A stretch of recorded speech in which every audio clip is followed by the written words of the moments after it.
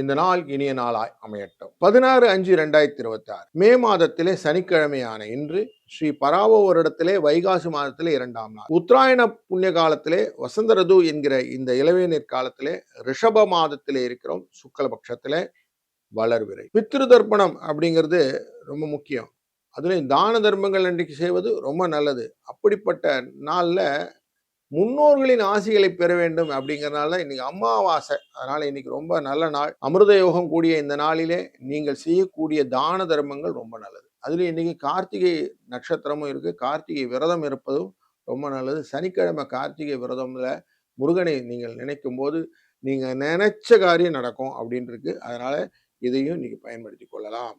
சதுர்த்தி திதி அப்படிங்கிற திதி 14வது திதி 3:58 காலையில இருக்கும்.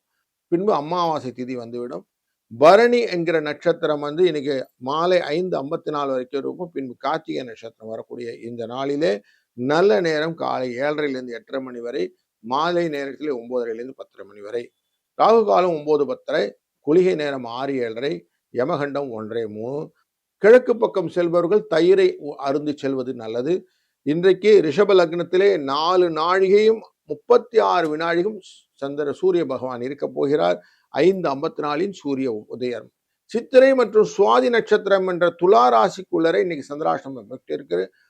இன்றைக்கு கோச்சாரத்தின்படி சூரியனும் புதனும் சேர்ந்து அமர்ந்து கொண்டிருக்கக்கூடிய ரிஷபராசி, சுக்கிரனும் குருவும் அமர்ந்திருக்கிற மீனராசி, மிதுன ராசி மற்றும் சிம்ம ராசியிலே கேது, கும்பராசியிலே ராகு, சனி மீனராசியிலே, செவ்வாய் ஆட்சியிலே மேஷராசி என்ற இந்த நாள் துவங்குகிறது. ஒரு ராசிக்கு எப்படி இருப்பாருன்னு பார்க்க போகிறோம். வாருங்கள். மேஷ ராசி நண்பர்களே, இன்றைய நாளிலே உங்க ராசியினுடைய லாபஸ்தானத்திற்குள்ளர சந்திர பகவான் இருந்தவர் விரயஸ்தானத்துக்கு உங்க ராசிக்குள்ள வர ஆரம்பிச்சிட்டார். பரணி கார்த்திகைங்கிறது உங்க ராசிக்குள்ளே இருக்கு.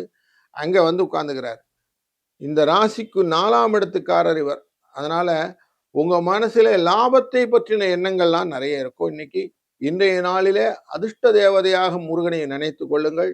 அதுபோல நீங்கள் இன்றைக்கு 3, 6 என்ற எண்களை அதிர்ஷ்ட எண்ணாய் பயன்படுத்தி அமாவாசை யோகத்தை பெறுவதற்கு தான தர்மங்களை செய்யுங்கள். வாழ்க வளத்துடன்.